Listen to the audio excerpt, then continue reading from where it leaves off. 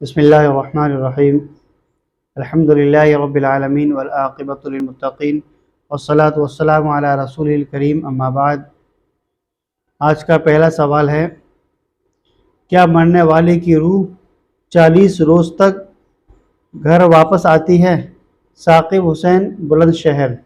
जब ईमान वाला दुनिया से चला जाता है तो हमें अल्लाह तबारक व तआला से ये उम्मीद रखना चाहिए कि वो अल्लाह तबारक व तआला उसकी मग़फ़िरत फरमाए, उसका दाखिला जन्नत में फरमाए। तो जब ईमान वाला जन्नत में चला जाएगा तो उसको दुनिया में या बेकार जगह आने की क्या ज़रूरत है? ये सब बिला वजह की मन गलत बातें हैं। कोई भी मरने वाला दुनिया के अंदर वापस नहीं आता। जो चला गया वो चला गया, वापस कभी दुनिया के अंदर नहीं लौट कर आता। दूसरा सवाल है, मुफ्ती साहब, क्या वक्त होने पर सारी ज़कात एक मुश्त निकालना चाहिए या थोड़ी थोड़ी कर कर? अज़हरुद्दीन बस्ती। जी, ज़कात का अगर वक्त हो गया है, आपके माल पर पूरा साल गुजर गया है, या जिस वक्त में आप अपनी ज़कात निकालते हैं, जिस तारीख़ में आप अपनी ज़कात निकालते हैं, तो जिस तरह आपको आसानी हो, आप अगर थोड़ी थोड़ी कर कर आप निकाल दें तब भी सही है, और या आप एक मुश्त सबको एक ही दिन में सारी ज़कात निकाल दें, ये भी सही है। तीसरा सवाल है, मुफ्ती साहब, हमारे घर में परेशानियां, बीमारी और उलझनें बहुत हैं। कोई ऐसा अमल या वजीफ़ा बताइए ये मुसीबतें दूर हो जाएं। सफ़िया नदीम, हैदराबाद। देखिए, मैं आज आपको एक ऐसा अमल बता देता हूँ, आपके ऊपर चाहे कितनी बड़ी परेशानी हो, चाहे कितनी बड़ी मुसीबतें हों, चाहे कितनी बड़ी बीमारियां हों, चाहे कैसी उलझन हो, कारोबार ना चलता हो, कारोबार में बंदिश हो, या कारोबार फेल हो जाता हो, जॉब ना लग रही हो, रिश्ते ना हो रहे हो, आपका कोई भी काम रुका हुआ हो, इंशाअल्लाह सारे काम अल्लाह तबारक व तआला बना देगा। आपको करना क्या है? आपको इस्तिग़फ़ार की कसरत करना है। यानी कि आप दिन भर में जितनी मरतबा इस्तिग़फ़ार पढ़ सकें, अस्तग़फ़िरुल्लाह अस्तग़फ़िरुल्लाह, और अपने गुनाहों पर नदामत करें, या अल्लाह हमसे जो गुनाह हो गए हैं या अल्लाह उसको माफ़ फरमा।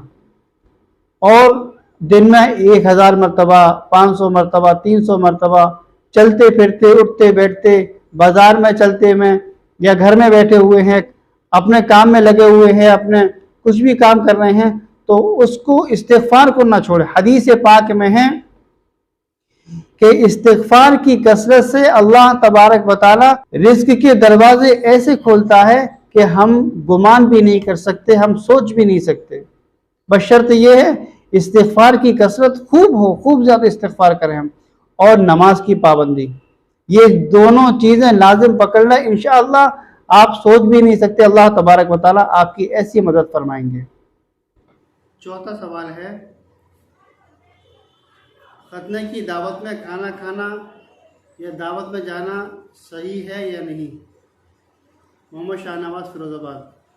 देखिए, मैंने आपको पहले भी बतलाया था, खतना अंबिया अलैहिस्सलातु वस्सलाम की सुन्नत है, और सिर्फ खतना कराना चाहिए। इसके अलावा जो हम रस्मात करते हैं, लड्डू बांटना, मिठाई बांटना, हार पहनाना, दावतें करना लंबी लंबी, ये रस्में हैं, और इस रस्म की वजह से होता ये है कि लोग, बच्चे बड़े हो जाते हैं, जवान हो जाते हैं, रस्म और रिवाज की वजह से उनका खतना रह जाता है। तो इस वजह से मना किया जाता है कि इस बिला वजह की रस्में ना कर कर खामोशी से बच्चा पैदा हो, 8-10 दिन में, महीने भर में, छोटी उम्र में उसकी खतना करा दी जाए, आसानी से काम हो जाएगा।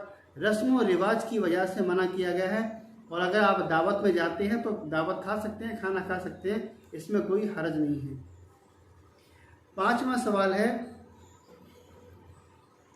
घर में जब तन्हा नमाज पढ़ें या सफ़र में हो तो नमाज तो तकबीर कहना चाहिए या नहीं?